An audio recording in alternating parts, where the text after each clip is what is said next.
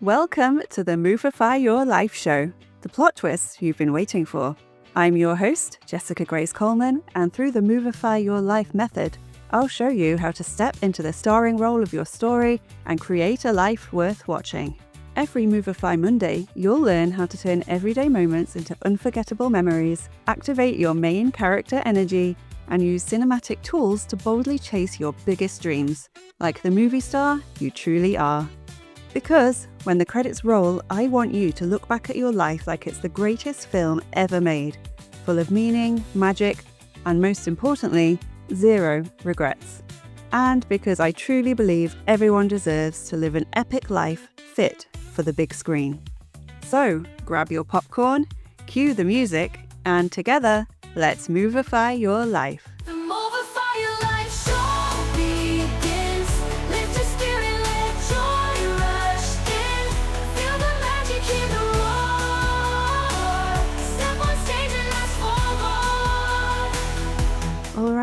All right.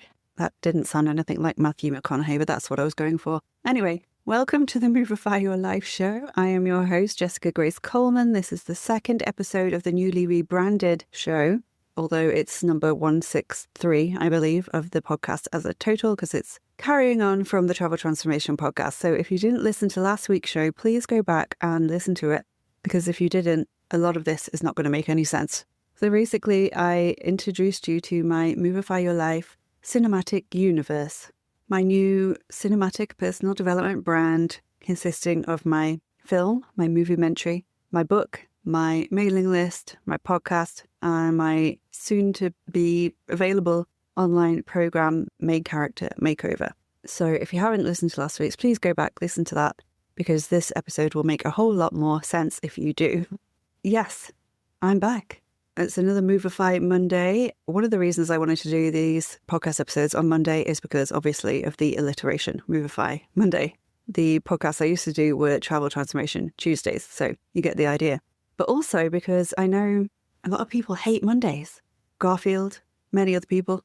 And I used to be one of those people. I used to hate Mondays.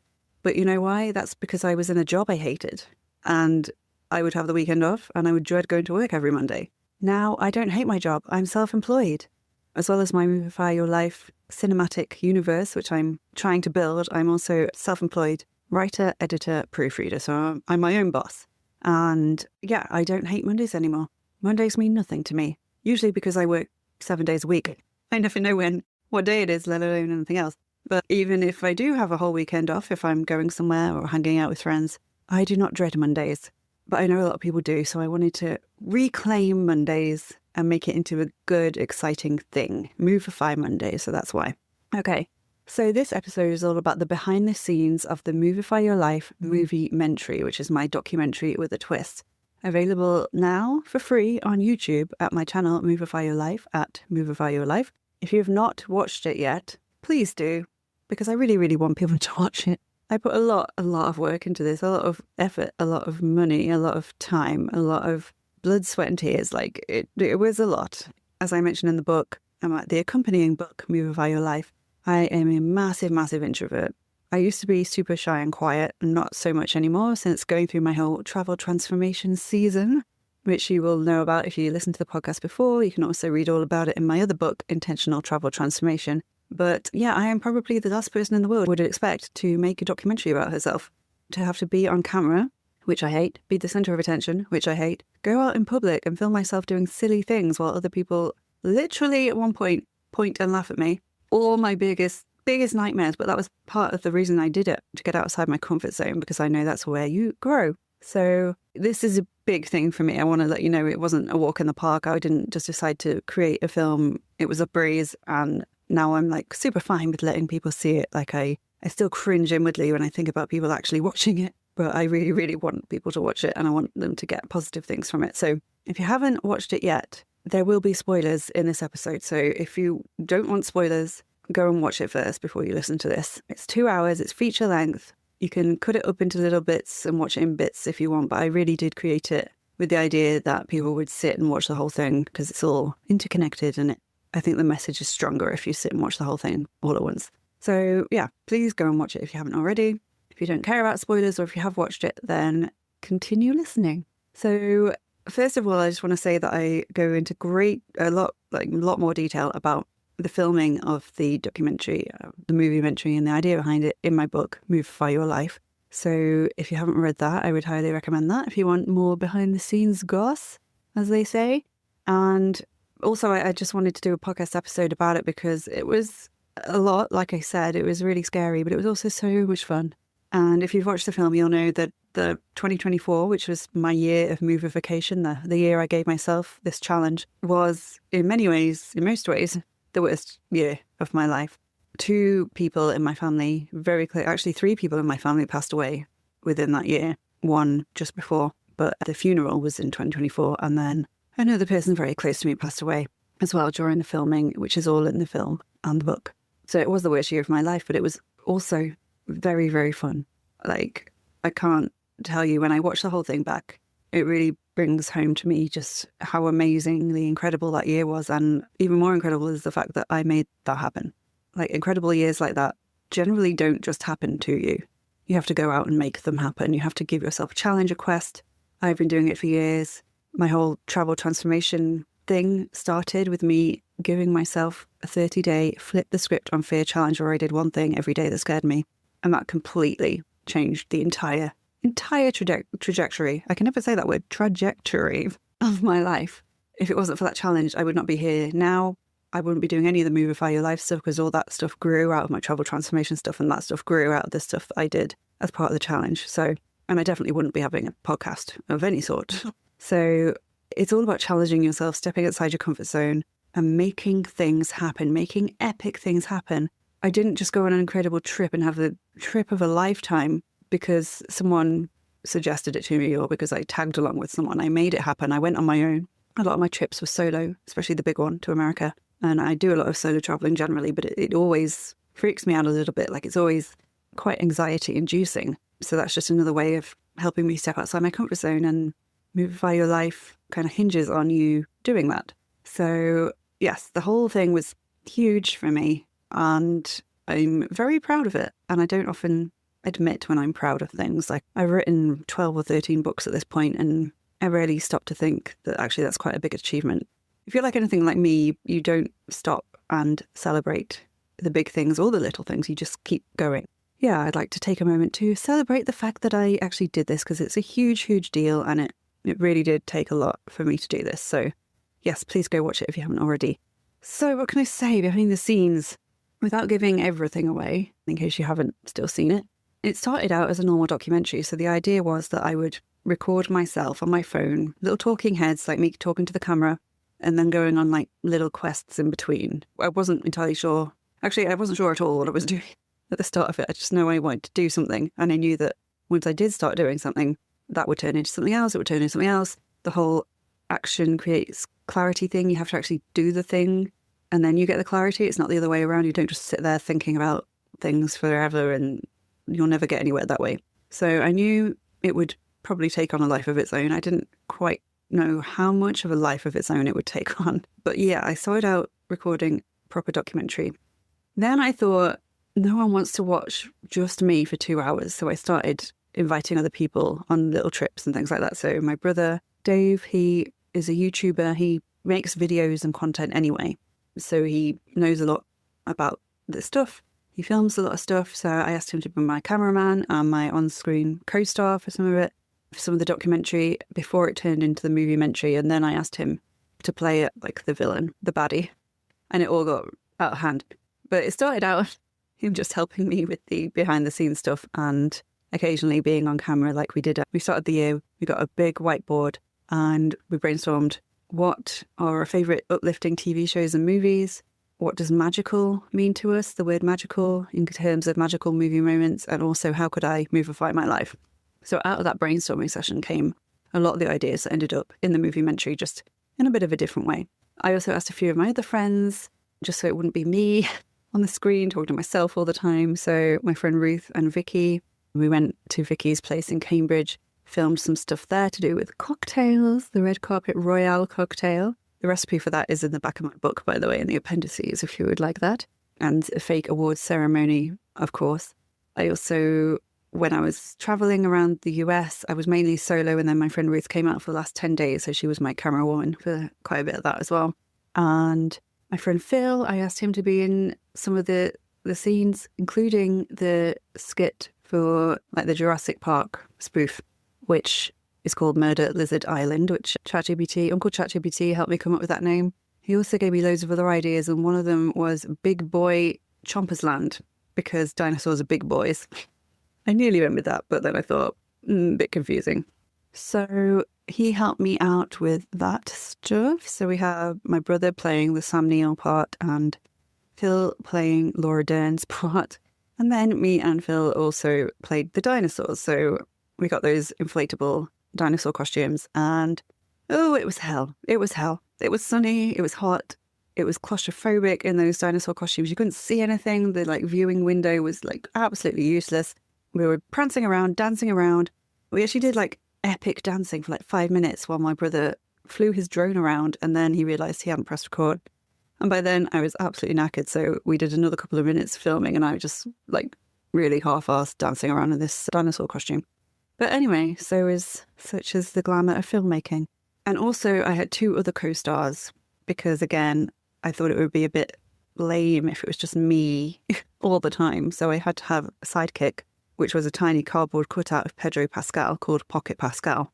Of course, big Pedro fan. So of course he was in there. And then also the Red Baron, which is a disco strawberry I found in the range, and I added huge googly eyes and a moustache. So he's the other main character. If you haven't seen it and you just decided to listen to this anyway, this is the kind of madness you're in for. But, it added a certain something to it. I spent a lot of money on this film. Obviously, in terms of Hollywood movies, it is very small budget, almost no budget. But I went on a lot of trips. So there's a lot of train fares, petrol, hotel, Airbnb accommodation, tours, food, drink, that kind of thing. And then my big trip to America, including flights and all that kind of stuff. I also spent a lot of money on costumes, props, accessories. It all got very, very out of hand. So like I said, the idea originally was to do a straightforward documentary. Then I thought, I want it to be more fun than this, more silly, more ridiculous, more movie related. So I had the idea to start doing little sketches in between. The idea was to have it 80, 90% documentary with little sketches in between to break up the documentary parts. It did not end up like that. I think it ended up 30% documentary, 70% sketches. I don't know, montages and music montages and things like that. But yeah, so I originally thought I would just do a little Buffy sketch because I wanted to get my all-time favourite TV shows and movies in there, little references, quotes, homages, skits, sketches, comedy bits. So I got this terribly awful, cheap blonde wig and this giant plastic cross necklace from Amazon. I got a lot of props from Amazon, but a lot of props and costumes from Vinted as well. So, some secondhand stuff there. And I pretended to be Buffy, or the Movify Your Life Cinematic Universe version of Buffy, while my brother played Giles, or the Giles character. And I wanted to get Buffy in there because the program and the character was such a huge part of my growing up. I was a teenager when Buffy was out, and all through my teen years, really, I think. And it shaped me, especially as a woman, or, becoming a woman. Buffy and Spice Girls, girl power, those 2 things, I think they gave me the idea that you can be more than just a girl, it doesn't matter if you're female, you can go out there and kick ass and do amazing things and be the number 1 girl band in the world and be the chosen one and, whatever you want. So it was really important to me to get Buffy in there, and she pops up, this Buffy character, throughout the Moviementary, and it ends with her as well. So even though the wig is terrible, and even though my acting is terrible, I've not mentioned this, I am not an actor. As you will well know if you've seen the Moviementary, I do not claim to be an actor. As I said, this started out as a documentary, so I didn't think I had to have any kind of acting skills whatsoever, and then it descended into this chaos. And a lot of the times I'm reading off a teleprompter because I also have a terrible memory, so I cannot remember lines. So do not watch this thinking it's going to be a masterclass in acting. I don't think you can even use the word acting when it comes to this Moviementary, but there we go. So we have the Buffy theme running through, the chosen one. Another theme we have are cornettos. So I love the Cornetto trilogy, Edgar Wright's Cornetto trilogy with Simon Pegg and Nick Frost. So we have Shaun of the Dead, Hot Fuzz, which is my favourite, and The World's End. And cornetto references throughout those three films. And there are cornetto references throughout the entire Moviementary. And now, a quick intermission from our feature presentation. Want to turn your everyday life into something a little more epic? Then head to movifyyourlife.com/list and join the main character memo, my VIP mailing list for movified souls like you. You'll get exclusive behind-the-scenes access to the Movify Your Life cinematic universe, early bird discounts on my programs, fun challenges, giveaways, and first dibs on everything I'm creating. Plus, you'll receive weekly emails packed with simple, powerful tips to help you break out of the ordinary, boost your confidence, and start living like the star of your own life. That's movifyyourlife.com/list. Go sign up now and start your transformation today, because your next scene could be the one that changes everything. And now, time to get back to the action. And me and my friend Susie met up in Wells. My brother came as well as the cameraman, which is where they filmed Hot Fuzz, Edgar Wright's hometown. And we dressed up as police women and went around and filmed some stuff there and did a lot of stuff with cornettos. So that's why they're throughout the movie. And I did think as I was creating this and then watching it back, I get all the references because they're all my favourite TV shows, films, mixed with classic films and TV show references. Other people may not get it. So if they don't get some of these references, they may think, what on earth is going on here? But I also included in the back of my Movify Your Life book, in the appendices, there's a whole list of every single reference, quote, homage to books, if there's books in that, movies, TV shows, people, celebrities, whatever it is that I was taking off, spoofing. The whole list is in there. So if you're curious, and if you're a big movie buff and you want to see if you got them all, go and check that out. But yeah, I was very aware going through it that if people don't get most of these references, it's just going to be a hodgepodge of random stuff that will not make any sense. But hopefully they'll get at least a few of them. Like a lot of them are, some of them are quite niche. A lot of them are mainstream classic movies. And especially if you're my age, at the time of recording this, I'm 38. So elder millennials, I believe we're called. Am I an elder millennial? I think I'm on the cusp of being an elder millennial. I don't think I'm quite an elder millennial. I was 14 when the millennium happened. So there we go. But if you're my age, hopefully you would get most of the references. So yeah, we have the Buffy theme running throughout. We have the cornetto references running throughout. And as part of that, I wanted to do a spoof of The Greater Good from Hot Fuzz. So in mine, because everything is movie related or TV show related, it is the bigger picture. So that's why that is a repeated theme throughout. So we have Buffy, cornettos, the bigger picture. The Moviementary is also punctuated by 3 breaking news segments where I play Heidi headlines.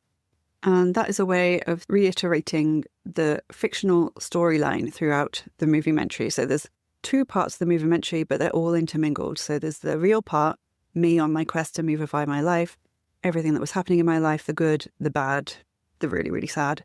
And then there's the fictional bit where I am playing characters and dressing up and having fun with my friends. And everything is interconnected. So one sketch will refer to another one, and there'll be a callback at the end to something from the start.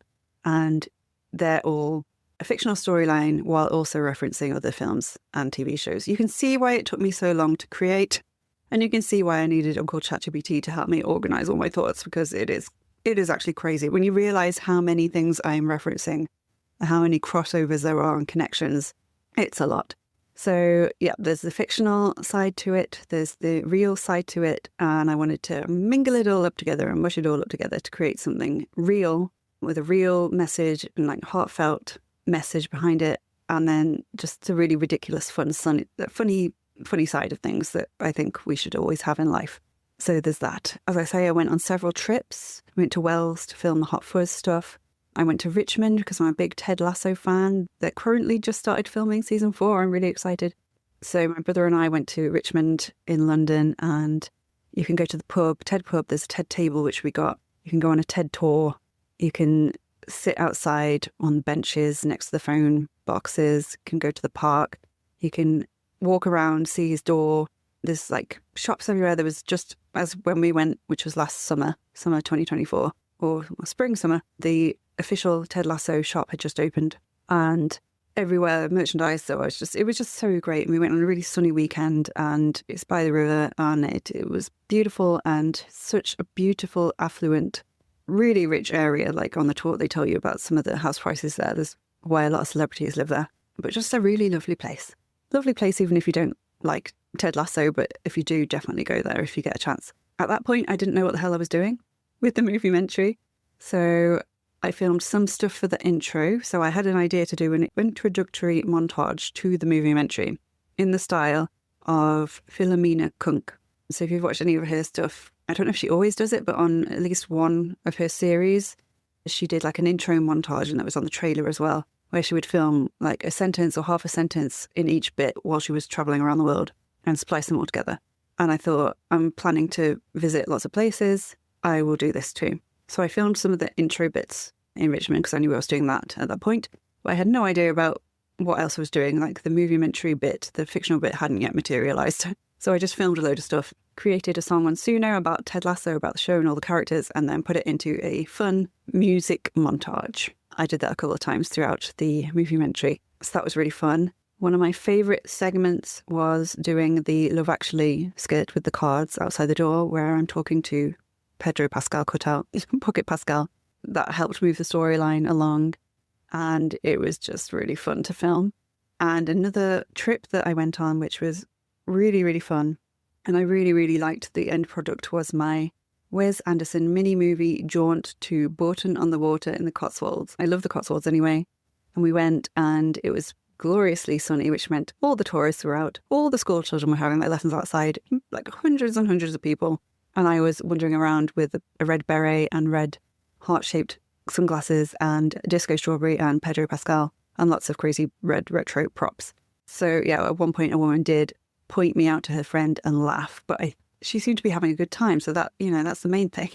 It wasn't like a horrible laugh. It was like a joy-filled laugh. At least that's what I'm telling myself. So that included going around the model village, which I always love. And in the Bourton-on-the-Water model village, they have a model village within the model village. And within that, they have a model village. And it's like model village inception. And it's really amazing.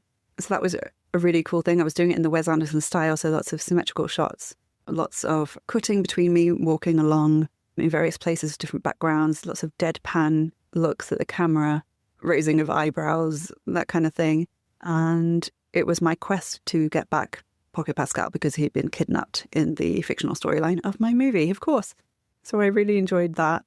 There was my big trip to Tennessee and New England, my huge Movify mission, which was just incredible. Like, I can't even tell you, Dollywood, just driving down the Tennessee highway. I start my book, Movify Your Life, with this scene of me driving down Tennessee highway on my own in this huge SUV, sun shining, full foliage either side of the highway. And I'm driving from Nashville to Dollywood, Pigeon Forge. Dollywood is in Pigeon Forge. And a Garth Brooks song comes on the radio. And this is what Movify Your Life is all about, like creating incredible lifelong memories, creating triggers so you can remember these things forever. And it just took me way back to when I was a kid, driving around Spain with my family. We got the Garth Brooks, the Hits CD, played it the entire trip, the entire time we were driving around sunny Spain, sitting with them, like the old classic cola bottles. We would buy them in bulk and drink them as a treat on our holiday in the car. Me and my brother in the back, my mum and dad in the front. And it just took me back there. And I got a bit emotional in the car, like a bit totes emosh, driving along thinking, I wanted to come here for years and years and years. And I was putting it off for all kinds of reasons, mainly because I couldn't find anyone to go with me. And then I was just like, screw it, I'm going to go on my own. And then this song comes on that means so much to me. And I had a little moment and I was like, I cannot believe I'm here. And that set the tone really for the trip. The whole time I felt like I was in a movie. I kept thinking, I can't believe I'm here. I felt so grateful, but also I felt like I'm the one who made this happen. And this is what life should be like. You should be going on adventures all the time. You don't have to fly halfway around the world to do it. You can just do it locally. But like, this is what life should be like. Having fun, doing what you want to do, going after your dreams, no matter what they are, not putting them off anymore, making lifelong memories so that when you get to the end of your life, you can look back with zero regrets. That's what this is all about. And I just felt so incredible driving down that highway, heading towards Pigeon Forge. So there was that trip. Then I flew to New England and did all my Gilmore Girls, Hallmark, Full Mark movie bingo challenge. I did my movie star alter ego. So I came up with an alter ego called Veronica Gilmore. And that led to me creating my feature presentation, my mini movie called Veronica in Vermont, where I pretended to have a YouTube channel called Veronica in Vermont. And hint, there actually is a YouTube channel, Veronica in Vermont, but all that's on there is the mini movie from the film and the trailer. But I wanted to, make it real. There's also an Instagram. There we go. And yeah, that was my sort of climax, my big trip of the movie. And I just had the most incredible time. Like I said, I felt like I was in a film the entire time, which was kind of the point. So that was incredible. I won't go into massive detail on that trip or the challenge here. I'll probably do a whole other episode where I deep dive into it. But yeah, it was amazing. I also did some talking head filming in an Airbnb. So I contacted a local Airbnb lady. Her place is literally 2 minutes drive from me. I explained what I was doing. I don't think she really understood, but I basically was able to hire the Airbnb for a day instead of having to pay the 2-night minimum. So she was happy because she got someone in and got some money, and she didn't have to redo all the beds and that kind of stuff because I wasn't staying there. So I did all my talking heads there. Lovely background. I set everything up very nicely. Did some other filming there too. And I had my big Movify Your Life sign in the background. I'm not entirely sure why I ordered that sign. I can't remember, but I'm glad I did because I used it a lot in the film. It's always in like the background, or the inflatable dinosaurs are holding it at one point. And I got Siegfried and Joy, the magicians you might have seen online with their sparkly gold and purple suits and their amazing tricks. I went to see them in Birmingham. I was meant to do some filming with them before the show, but unfortunately they got there really, really late, like just in time for the show. So we didn't get time to do it. But I rushed over to them at the end and we got some footage of us waggling my giant sign. So there's that. And I also got a t-shirt with the same logo on for my talking heads. And I also got some wristbands. I got like 200 wristbands with bright red wristbands that say Movify Your Life, Life is for Living. I'm currently giving them out to my friends, family, anyone who wants one.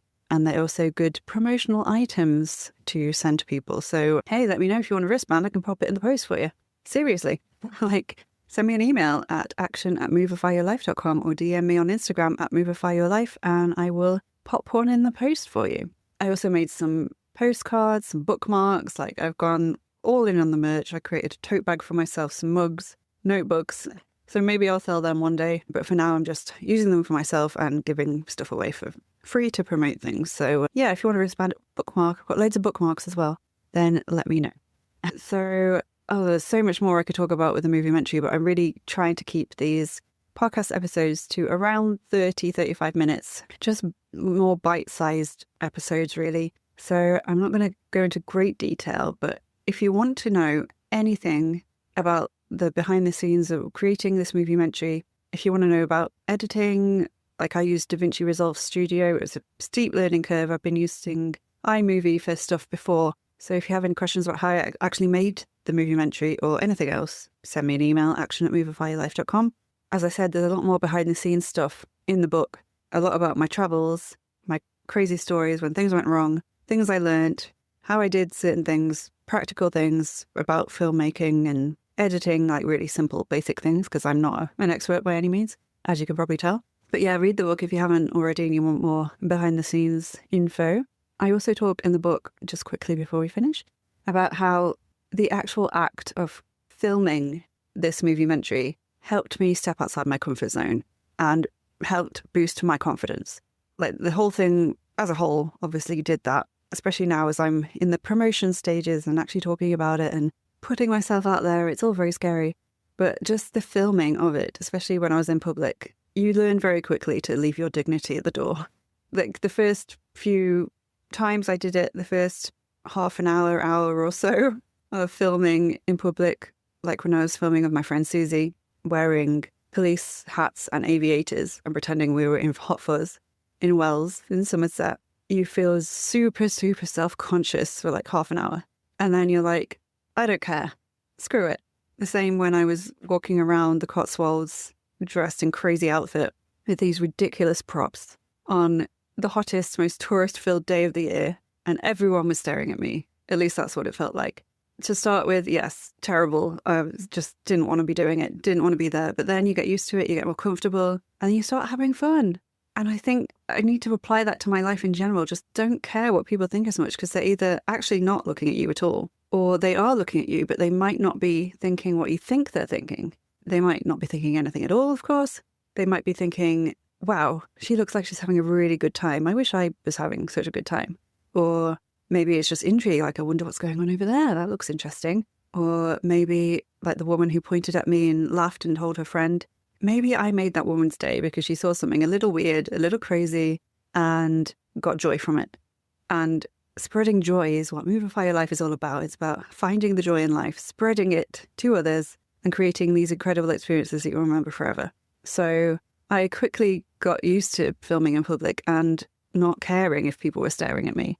And coming from me, who has always been quiet, shy, introverted, hates being the center of attention, hates public speaking, anything like that, this was like a revelation. So even if I didn't finish the film, put it out there, edit it, release it, all that stuff, which I'm glad I did, but even if I hadn't done all that stuff, it still would have been worth it because I had fun in the moment and it boosted my confidence no end. I don't care as much now what people think of me. People can, I'm sure I'll get trolls and haters. In fact, I hope I do, because that means I'll be reaching more people and it will mean I've made it. It doesn't bother me as much as it did. So that is something huge to come out of creating this whole thing. And I don't want these podcast episodes just to me rambling on about my story. The past couple have, because I'm introducing you to the concept and talking about the film and that kind of stuff. But I really want this podcast, like my book, which really does a deep dive into the framework and how you can apply the stuff from the Moviementary to your life. I really want these podcast episodes to be inspiring, motivating, but also like practically helpful to you. So I'm going to give you some homework. The first part is, if you still haven't seen the Moviementary, please go and see it, because believe me, this all makes so much more sense if you have seen it. And so that's the first part of your homework. And the second part of your homework is, I want you to stop, take a breather, take a minute, think about your favorite either TV show, movie, it could be a book, or genre in general. And yes, some of you might love horror films and thrillers and that kind of thing. And I love a good thriller and horror every now and again as well. But the idea behind this exercise is to choose a favorite genre, TV show, movie of yours that you would also, here's the key part, like your life to be like. So in the movie, I chose Gilmore Girls and Hallmark movies, which are like autumn Hallmark movies. I also love Christmas Hallmark movies, but it didn't really fit the New England leaf peeping autumn vibe I was going for. So pick a genre, pick a TV show, pick a movie of what you would like your life to be like. Maybe you want to be more adventurous.